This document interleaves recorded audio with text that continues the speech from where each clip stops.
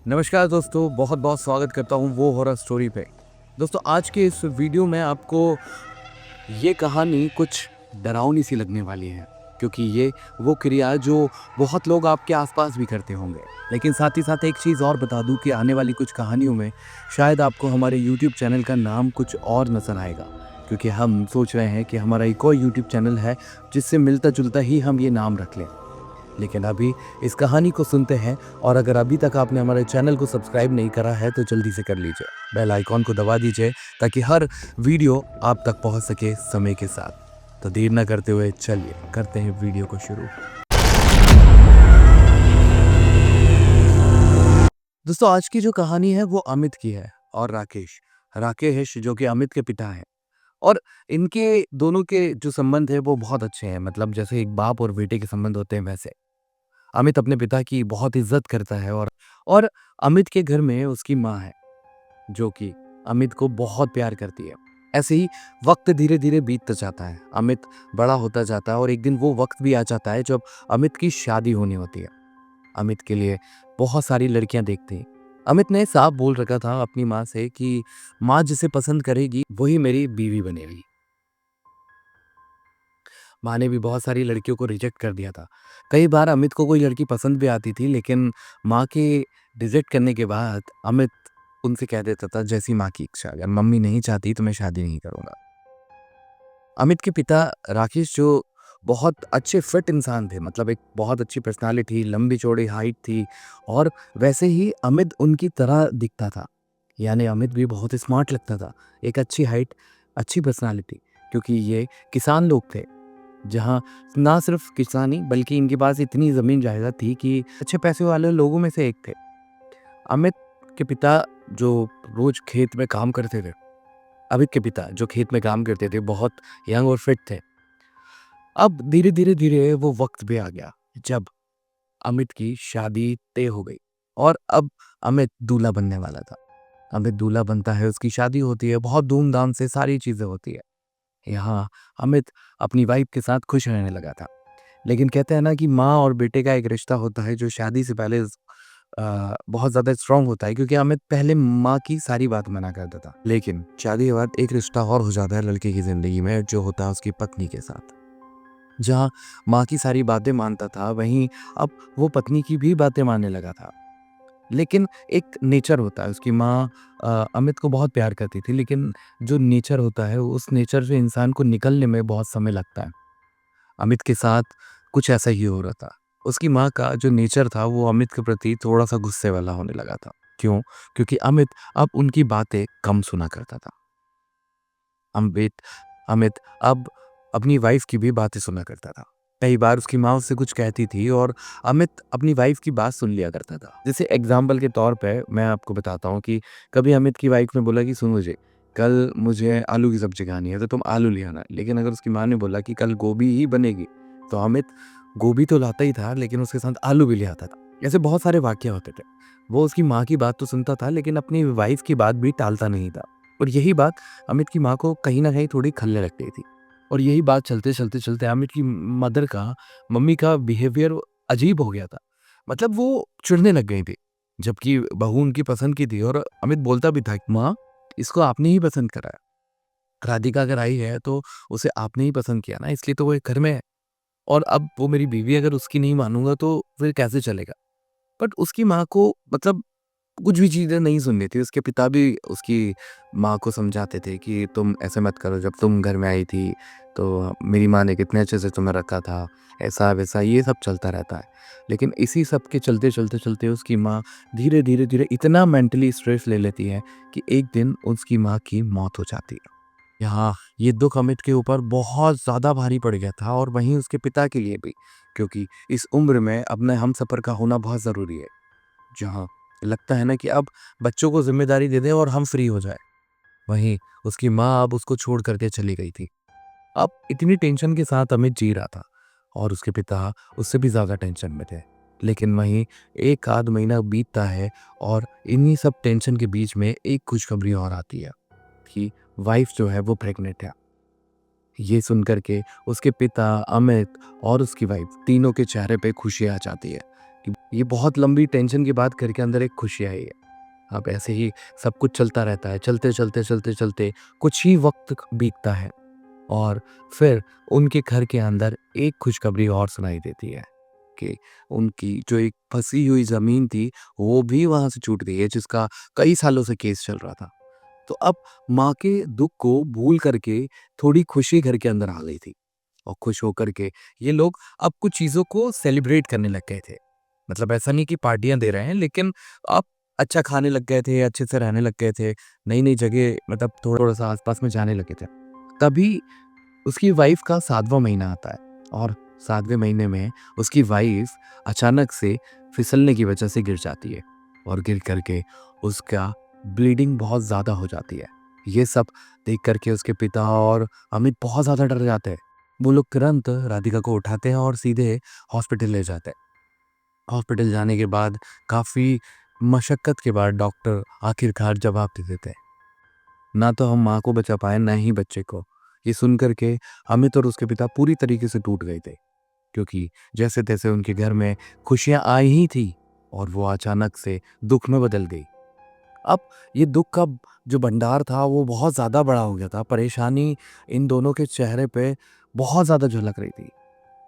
उस टाइम अमित रोया भी बहुत था, क्योंकि वो उस दर्द को भी समझ पा रहा था कि जब माँ गई होगी तो पिताजी को क्या फ़ील हो रहा होगा। लेकिन अमित को अब सबसे ज़्यादा दुःख था कि उसके घर में एक खुशी और आने वाली थी। उसको भी भगवान ने छीन लिया और इन सब के चलते अमित बहुत ज़्यादा डिप्रेशन में रहने लग गया था। मतलब उसको कुछ भी नहीं सोचता था। बस घर के अंदर काम चल रहा था। 2 आदमी जो घर के अंदर रहते हैं, आप समझ सकते हो कि कैसे रहते होंगे। क्योंकि लड़कों के अंदर एक बहुत मतलब बेकार चीज़ होती है कि वो अपने इमोशन को ज़ाहिर नहीं कर पाते और यही यहाँ पर हो रहा था दोनों बाप-बेटों के साथ कि दोनों को दुःख तो बहुत ज़्यादा था, लेकिन फिर भी वो फूट करके रो नहीं सकते थे, अपने आँसू बहा नहीं सकते थे।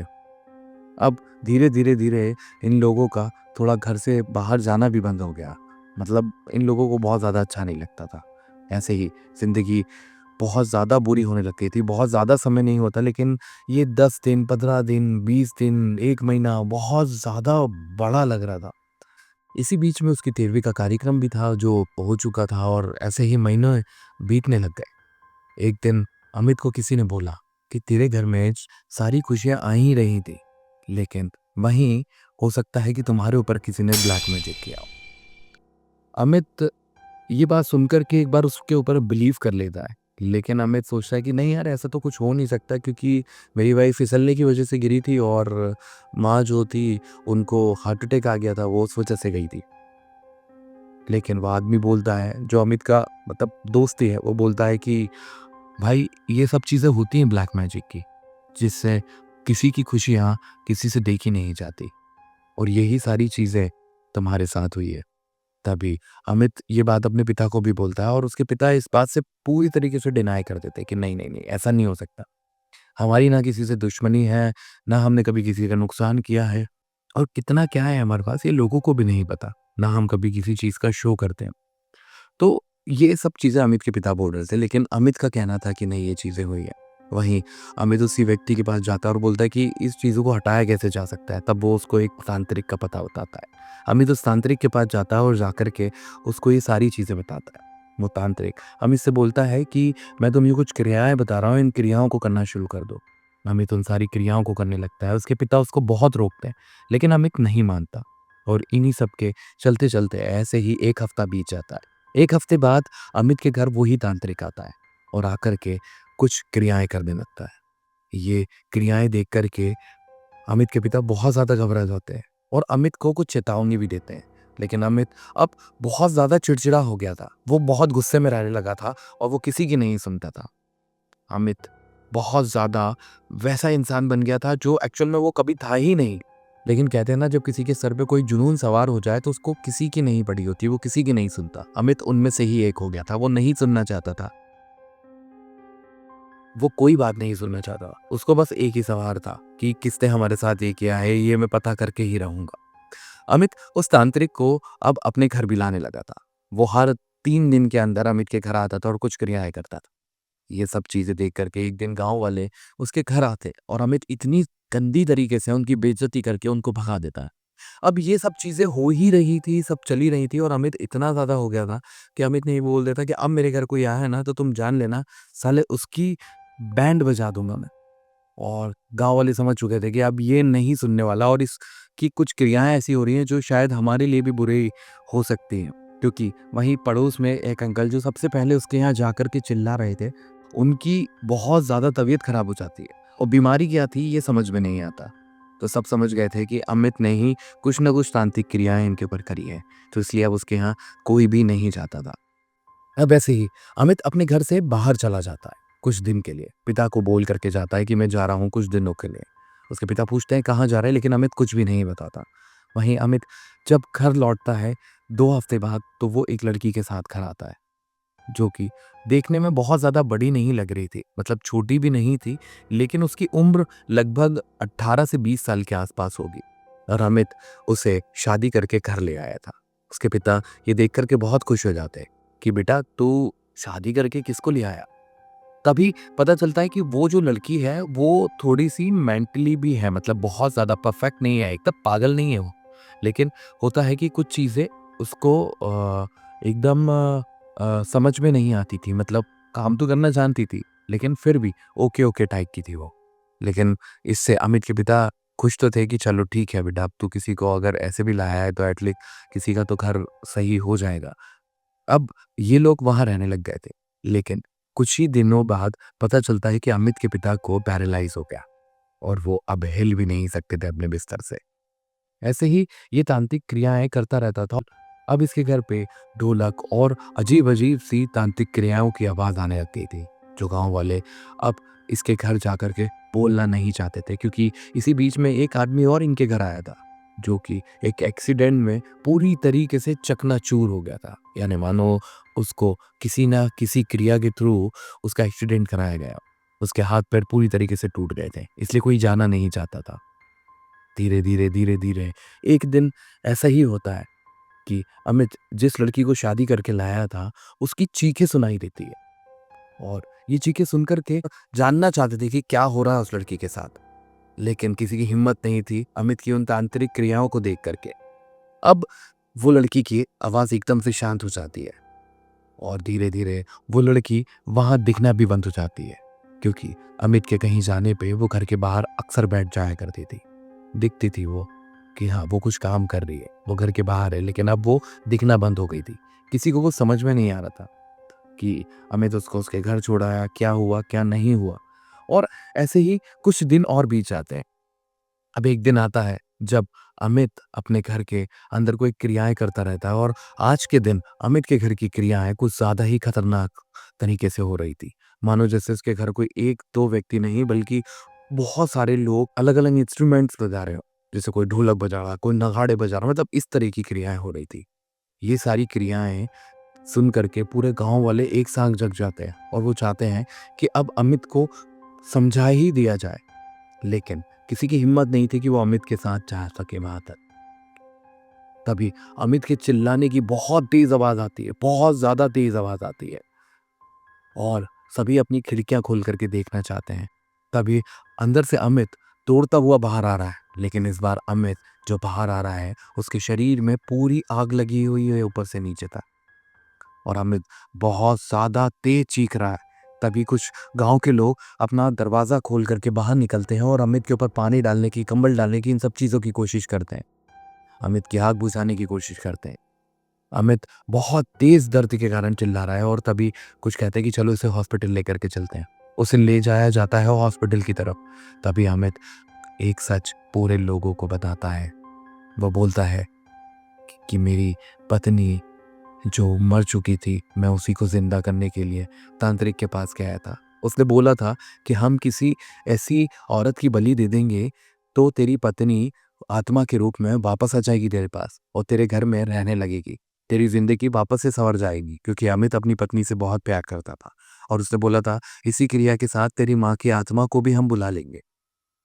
अमित ये सब चीज़ें उनको बताता है और ये सुनकर के पूरे गाँव वाले शॉक्ड हो जाते हैं और इसी बीच अमित अपनी जान दे देता है। यानी कि अमित की सांस रुक जाती है। अब उसके घर के अंदर जाकर के देखते हैं तो उसके पिताजी अभी भी बिस्तर के ऊपर उसी लाचार हालत में पड़े हुए हैं।